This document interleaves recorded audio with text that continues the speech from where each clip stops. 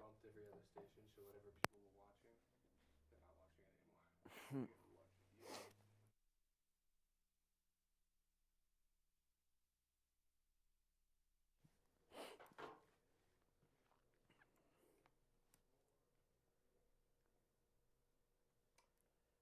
Good afternoon, ladies and gentlemen, and welcome to the second edition of the Wrestling Connection. I'm your host, Ken Hill, and with me today is one of my good friends and fellow wrestling fanatics, Mr. Zack Martinkus. How's it going, everybody? Zack, why don't you tell the audience a little bit about yourself? Well, of course, I'm 21. I've been a wrestling fan since the Attitude Era. It's been my lifelong dream of becoming a pro wrestler.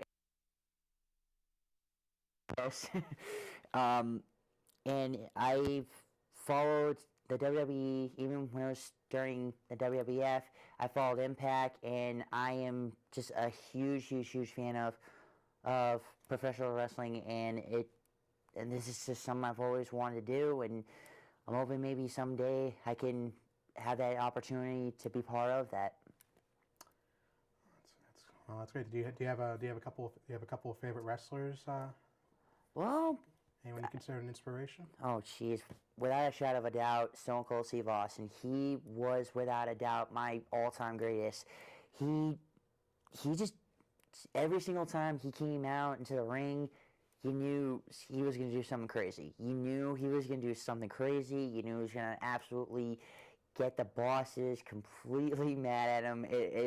And plus, the funny shenanigans he pulled, without a doubt, it was awesome. I loved it. Something actually highlighted in last week's show, just how integral he and Mr. McMahon were to the Attitude Era.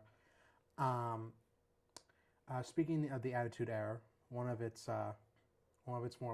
popular superstars, Nelson Frazier Jr. You may know him as Viscera or Big Daddy V or King Mabel or former King of the Ring, King Mabel. Recently passed away this past week, and we want to everyone here at the Wrestling Connection wants to give a shout out to his family and our deepest condolences for your loss. He was one of the great big men of the Attitude Era. He was one of the funnest. His time as the world's biggest love machine during the early 2000s was one of my favorite. I love watching all of his segments with the divas. Cracked me up every time, and he will be sorely missed. May rest in peace, man. Now moving on. Coming up this Sunday is the Elimination Chamber, formerly known as the No Way Out, but recently changed in recent years to the Elimination Chamber PPV. For those who don't know, the Elimination Chamber was a match concept brought back in around 2002, introduced by Eric Bischoff, but the original idea was coined by Triple H. Triple H at that time had been pushing for a War Games concept, not unlike that in WCW, and when he finished designs, that's where they got the idea for the Elimination Chamber. Essentially, you have 6 competitors. 2 start out in the ring. You have this large circular area completely surrounded by steel plating. You have walls made up of 10 miles of steel chain. You have 4 Lexan pods. Lexan being like the hardest glass manufactured in the world. And you have these 4 Lexan pods that the 4 other superstars are placed in. And throughout the match, throughout 5-minute intervals, they'll open these pods and introduce another superstar.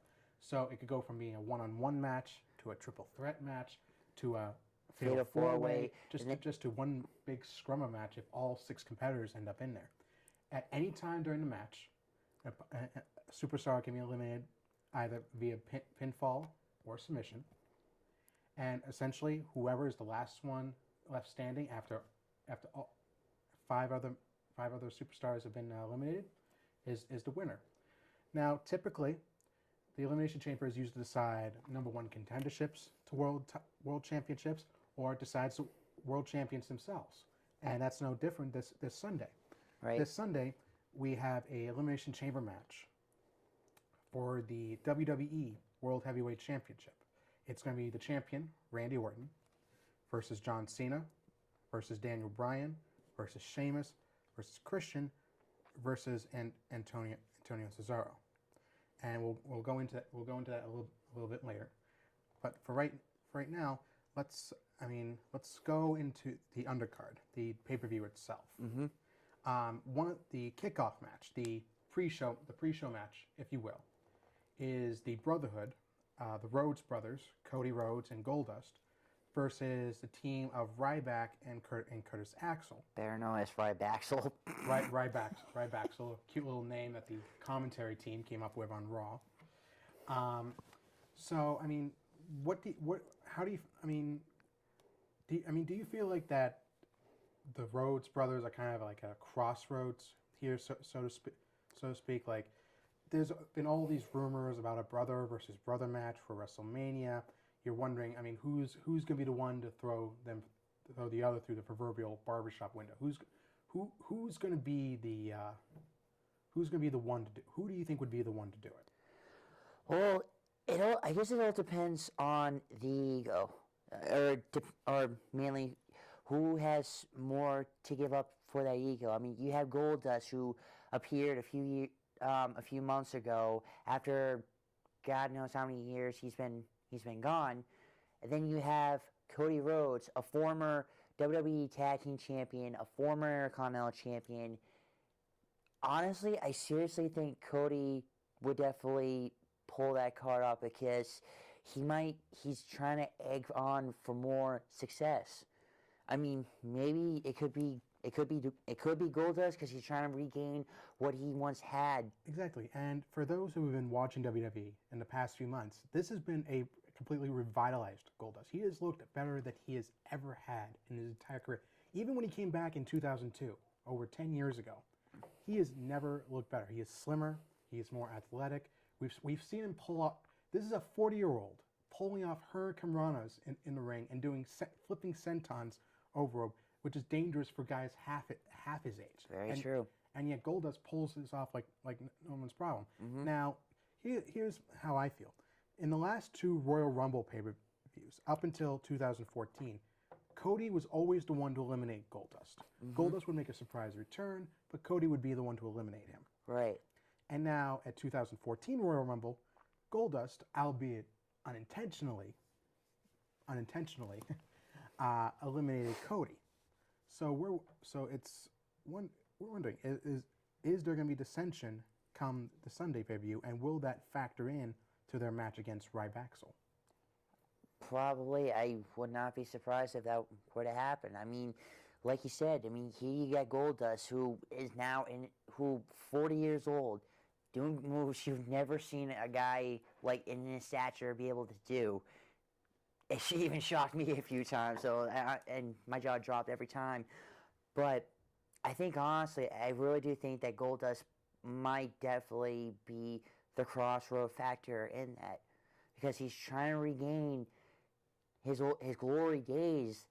Now he's in his prime. I mean, even at 40 years old, I would not be surprised. He's never looked better. Yeah, exactly. He's never looked better. He's crisper. He's faster. Mm-hmm. And I think if they're going to like pull off the whole brother versus brother feud, this would have to be the starting point. Oh, no question about it. Since Rybaxel is trying to establish themselves as a strong contender for tag team titles, and with that being said, I mean, they're trying to find something for Curtis Axel to do. They're trying to find something for Ryback to do. They're trying to make this more of a kind of like a Step Brothers tag team. They couldn't be more opposite, but they're trying to find that cohesiveness. They're trying to find that togetherness, and I think that's kind of the irony, considering who they're going up against. Right. I mean, so with that circumstance, I think that there's going to be some miscommunication between Goldust and Cody that leads to Rybaxel getting the win here, and I think that's going to lead to dissension, and like either Cody's going to turn or Goldust is going to turn, and then we're going to have our brother versus brother WrestleMania match. Right. So in that circumstance, I'm saying that Rybaxel is gonna take the pre-show match. You know what? I think I definitely would agree with you on that, dude. I really, I, I come to think of it though, like I definitely do see that coming. And well, no, I mean, yeah, sure, there may be some issues in there with Rybaxel, but honestly, I can honestly see that happening, and it's just a matter of we'll see. But I definitely would agree with you on that, brother. Okay, so now we come to the pay-per-view itself. We have the first match, which is kind of a match that no one's really been clamoring for. It's kind of like a sleeper match, if you will. Batista versus Alberto Del Rio. And pretty much everyone, I mean, within the WWE, in the internet wrestling community, everyone's pretty much just been kind of signing off this match as just a warm-up match for Batista. Just a small bump in the road since he's already won the Royal Rumble. He's on his way to WrestleMania. No one's really giving Alberto Del Rio a chance here.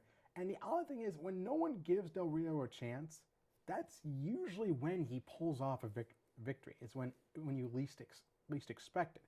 But my question is, if he manages to pull off that upset victory against Batista, I mean, where is it going to lead him? Because, I mean, Del Rio's been devalued to the point that even beating Batista, it's not immediately going to give Del Rio an in for WrestleMania. It's not going to give him a title shot. Right. So I'm asking, like, what's going to be the aftermath if he somehow pulls off the win here?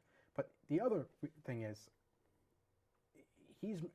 Batista's pretty much made Del Rio his you-know-what over the last couple. Pretty much. Essentially, because, I mean, he's spine-busted him, he's Batista bombed him through an announce table. Which was wrong as heck. Del Rio hasn't come out on top of his feud in any sense of the word. He hasn't had any real effect on Batista physically, mentally, or emotionally. It's been a completely one-sided feud. So frankly, I don't expect this to be any different. I'd say Batista just pretty much steamrolls him and moves on to WrestleMania. Oh, no doubt about it. Honest to God, I mean, first time Batista came back out, but Del Rio's trying to intervene. No, I think he swaps him aside like a fly. Right, and he didn't even factor in on Batista's radar until Del Rio slapped the taste out of his mouth. Right, and I think the thing is though too. I mean, this whole thing started with with the fact that Batista was going to be coming back. Soon as Del Rio heard about that, that's when Del Rio wanted to be all about himself. He wanted to be all about himself, and he didn't care. He's like, why is this guy around? I mean, but honestly, I do see Batista absolutely murdering the holy bloody murder out of Del Rio without a shadow of a doubt. I'm sorry, any Del Rio fans, I'm sorry, you guys. He's gonna get crushed. I'm sure 3-4 fans out there will be very, very disappointed to see Del Rio go down. Yep. Now anyway, we move on to two title matches. The first being the Tag Team Championship match. The New Age Outlaws. The new being a very loose term at this point in time. The New Age Outlaws versus Rikishi's sons, the sons of Rikishi, the Usos. Now, the Usos have been around. I think the Usos have been around longer than I think people realize. They've been around for around 2 years now, and they've just been clamoring. They've been clamoring for that tag team title shot, the opportunity to cement themselves as the best tag team in the WWE. I mean, and for the longest time, that was either dominated by the tag team titles are dominated by the Shield or by Cody Rhodes and Goldust. Now you have the New Age Outlaws, who most people were just considering a novelty tag team that Triple H brought back, and yet they upset the Rhodes brothers to win the tag team titles. Now, that being said, I mean, that's just the thing. Road Dogg and Billy Gunn are a novelty tag team. All right, I mean, Billy can still go. Right. Billy Gunn, I don't think knows to mean anything. If you look up Billy Gunn right now, and he looks pretty much the same as he did 10 years ago. Sad part is it's actually true. The dude is still in great shape. He can still move in the ring. Road Dogg, I wouldn't really say the same for. But the point is, I mean, they're good for a few laughs. They're good for their catchphrases. Oh, you didn't know. I mean, they go through their whole spiel like tag team champions of the world. I mean, that's all well and good. It gets a good pop. It gets the crowd going. But that's not really the team you want at the epicenter of your tag. I mean, you had this big tag team revival over the last year. I mean, with the Rhodes brothers, with the Shield, with the Wyatts, with Daniel Bryan and Kane, Team Hell No, and the Usos, and even the Primetime Players. You had all these tag teams converging in, and it was great because finally WWE and Triple H were bringing us what we wanted. We wanted real tag team wrestling. We got that. So that being said, I mean, you do not want the New Age Outlaws at the center of all this. No. I mean, I would like for the Usos to have a big championship win at WrestleMania, but I think the sooner you get the belts, the straps off the New Age Outlaws, the better. Because I mean, no, I think they're transitional champions at best. If they're not going to lose it here, they're likely going to lose it on either next episode of Raw or the week after. So that being said, I'm gonna say New Age Outlaws win on Sunday, but they lose it either the next night or the week after. So I'd say they find some nefarious way to retain, only to lose like soon after. Well, I mean, it's funny that you say that. I mean, and I'm sure I know you keep tabs with Raw like anybody else that watches out there. I think it's just been catching my eye a lot lately that the fact that the Usos, they have been hungry for the tag team titles since day one, since they made their debut against the Hard Dynasty. And even like this past week, they've shown how determined they are on wanting to become champions, and they want to be tag team champs like their dad, who's won it a few times actually, and honestly, my belief is that it's gonna be one crazy high flying match without a doubt. And sadly though, I do agree with you on that though. The New Age Outlaws, they probably would win, but from my view, just by a fraction. And then next night at Raw, the Usos are going to win the tag team titles. So a guy can hope. Okay. All right. So now we move on to the Intercontinental Title Championship match. The champion, Big E. Apparently, it was too big that they had to drop his last name, Langston. Big E versus one of the Real Americans, Jack Swagger, being managed by Zeb Coulter. Now, it's interesting that there's kind of been like a mini revival of sorts for Jack Swagger. He won the Fatal 4-Way match to get his championship opportunity. He soundly beat Kofi Kingston. Now, it begs the question. I mean, with him being going for the Intercontinental title, and Cesaro going for the WWE World Heavyweight title, it presents an interesting dichotomy because you could have, for the first time in history, a manager in Zeb Coulter coming out of the pay-per-view managing both the Intercontinental and WWE World Heavyweight Champion. No manager has ever had that distinction in the history of WWE. So for this is a very rare and very prime opportunity for the Real Americans, because most were thinking that they were going to be dominant in the tag team division, and now you have them threatening to come away with the two biggest titles in the WWE right now. Now, in that case, I mean, Big E. I mean, but here's on the other end of the Intercontinental title match. Big E hasn't really had that first solid defense. I mean, he's kept the former champion Curtis Axel at bay, and Ryback as well. But he hasn't had that big. He's yet to have that first big championship defense. And I'd like to think there are big things in store for Big E. I mean, he's a power lifter. He's actually getting over pretty well with the WWE universe, and yet it seems like just the direction they're going that Swagger is going to come away with this, and I don't want that to happen. I think Big E's got a lot of upside, a lot of potential. So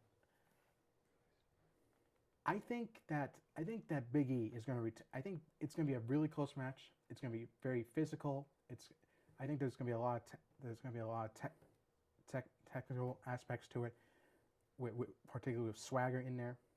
But I think Big E is going to pull this one right out of the fire. Well, when I first thought of when I first heard about the match, I thought that was. I mean, here you figure, two powerhouses, for and I just figured you figure it'd be a crazy match, but then from my perspective, I honestly do believe that Mickey Langston is gonna pull. He's gonna pull, like you said, he's gonna pull one crazy. He's gonna pull one heck of a match. I honestly, I just think he's probably gonna win just by one little fatal, little technicality that Jack Swagger is gonna pull. Either Zeb Coulter is gonna try to distract the refs so much to the point where gets Mickey Langston his big chance, or Jack Swagger is just gonna mess up on the maybe one move that'll cost him the match entirely. But that's one beauty thing is in the WWE, anything's possible, and every change is inevitable. So you never know exactly what's going to happen. All right, and I'm actually going to make a change here. I'm going to change my vote to Jack Swagger, and I'm going to explain the reason once we get to the main event here. All right. Now, here's a match that everyone has been clamoring about. Everyone in the WWE, everyone on all the forums and the wrestling communities, is the Shield versus the Wyatt family, the two biggest factions in wrestling today. And you've been having there's a little bit of dissension in the Shield, particularly between that of Dean Ambrose and Roman Reigns. Roman Reigns has pretty much established himself not only as the powerhouse, but kind of the focal point of the Shield. He's what you would call the sharp end of the spear. And plus, kind of ironic considering his finishing plus move. not to mention it too, he has made history in the Royal Rumble. Back in 2001, Kane eliminated 11 people inside the Royal Rumble. Roman Reigns beat that record by 1. He eliminated 40% of the entire Royal Rumble. It's never been done. That's very true. And now you have the Wyatt family, who've been slowly but surely working their way up through the ranks. They've become like the most dangerous, the most psychotic, the most just. I mean, you have the cult leader Bray Wyatt. You have his two big followers, Eric Rowan and Luke Harper. You have the whole Waylon Mercy Deliverance vibe to it. It's just odd. It's weird. It's hypnotic. It's psychotic. It's creepy, and yet you can't help but love it. It's just you can't wait to see what Bray Wyatt's going to say next. You can't wait to hear what crazy thing he's going to be singing or saying next. I mean, trying to figure out all the riddles and all the weird things, trying to decipher all the weird things he says. That all being aside, there's been, like I said, there have been hints of dissension among the Shield, and just like with the Rhodes brothers, I think there's going to be a turning point in this match that leads to the Wyatts taking the victory. I don't know what it's going to be. At some point, there's going to be some disagreement between Ambrose and Reigns that gets totally blown out of proportion and ends up costing the Shield the match. So I mean, I'm going with the Wyatt family on this one. You know, the sad part is though too, I actually do see that, and over the last few weeks, there has been a lot of deception between those two, Roman Reigns and Dean Ambrose, and you know they say they're nothing's gonna split them. Really? If nothing's gonna split them, then why is there a little bit of a stench of jealousy? Without a doubt, I agree with you, dude. The Wyatt family, without a shadow of a doubt, is probably going to pull that off. As creepy as they are, and even to day one, they still kind of creep me out. I'm probably going to say that the Wyatt family is definitely going to win that, without a doubt. Okay. Now, we come to the main event. And just before that, go over a few numbers for the Elimination Chamber match. Now, of all the competitors in this match, there's one that stands out. Randy Orton, the WWE World Heavyweight Champion, has been in the Elimination Chamber a total of 5 times. He has lost all 5 times. He has not won a single one, and he holds that record alongside Kane, who's also been in it 5 times and has yet to win one. If Orton loses the championship here, he will have the sole distinction of having the greatest number of losses in the chamber. Do you think that's going to factor in to this Sunday? Absolutely. I mean, you talk from a couple of people who, I mean, you talk about John Cena, who's won 3. You talk about Daniel Bryan, who has won one elimination chamber match, even though it was against Santino Marella. And without a doubt, though, Randy Orton, the fact of the matter is like that how he's lost 5 elimination chambers And the fact that in the gauntlet matches leading up to this, facing all of his elimination chamber opponents, he has lost to all but one of them. That being Christian, the week before on SmackDown, he's lost to Cesaro, he lost to Cena, he lost to Bryan, and he lost to Sheamus by disqualification this past Monday. He's got the least amount of momentum going into this match, and one has to wonder. So, I mean, that being said, here's the thing: Christian's 40 years old. The injuries have been mounting for him. He just came back from a bicep tear. I mean, he's admitted himself. He's 40 years old. The injuries are starting to mount up. He doesn't know how many more opportunities he's going to have at a world championship, at a WrestleMania main event. And plus, this could be the last chance he has. It could literally be this could be his last one more match, for all we know. So, that being said, it makes him the most dangerous, but I believe it also makes him the most susceptible. So I don't think he's going to win the match here. No doubt about it. All right, with Sheamus is also just come back from. He's also fresh off of a shoulder injury. We don't know the extent of it. We don't know how much he's healed up. And even though he can't wait, he said himself, he can't wait to be in the Elimination Chamber.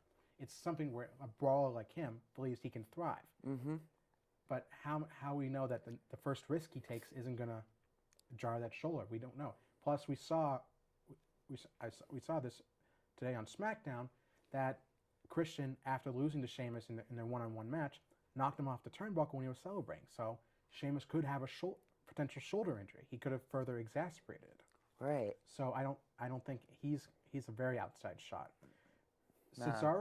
Cesaro, I think, is the sleeper in this one. I think he's gonna surprise a lot of people. Because Orton underestimated him in their one-on-one match 2 weeks ago on SmackDown, and Cesaro beat him clean as a whistle. Yep. Yeah. So it seemed phenomenal. I think he'll be a surprise. Now John Cena. The problem with Cena is Orton beat him at TLC to unify the championship, and despite a little outside shenanigans by the Wyatt family, Orton beat him one-on-one again. And of course, Cena said that their feud was going to end on last Monday on Raw, where Cena beat Orton. So, I mean, if Cena were to win the championship here, I mean, that kind of just restarts the whole feud again. It doesn't make a lick of sense. Yeah, and it really wouldn't make sense at all, honestly. So storyline-wise, it doesn't make a lick of sense. Nope. So that leaves the champion Orton and Daniel Bryan. Daniel Bryan, leader of the Yes Movement. He's literally the hottest, most popular superstar in WWE right now. The Authority, Kane, Triple H, Stephanie. They all loathe him. They all loathe him. They're doing everything they can to keep him away from being the face of the WWE. And the crowd just won't go. The crowd, him and Daniel Bryan and the crowd just won't go away. They're always doing the yes chants. They want Bryan in the main event. They want Bryan to be at the very top. And despite Kane, corporate Kane, putting him in championship and putting him in numerous back-to-back matches. I mean, and injuring him, attacking his shoulder. I mean, like I said, and taking Orton's numbers into consideration, considering the fact that Bryan has beaten Orton a number of times in the last few months. I mean, it's the obvious choice, but I am going with Daniel Bryan to be the new WWE World Heavyweight Champion. And dude, I definitely agree with you, man. I mean, even I myself are part of the Yes movement, without a doubt. And plus, as we talked about, and no one else stands more of a chance at winning this than Daniel Bryan. Without a doubt, Daniel Bryan will win the WWE World Heavyweight Championship and will be the new face of the WWE. No questions asked. All right. That wraps up. Well, that wraps up this week's edition of the Wrestling Connection. Next week will be will be our first superstar highlight, where we be profiling the often controversial and currently on sabbatical CM Punk. For now, ladies and gentlemen, you have a good evening, and stay connected.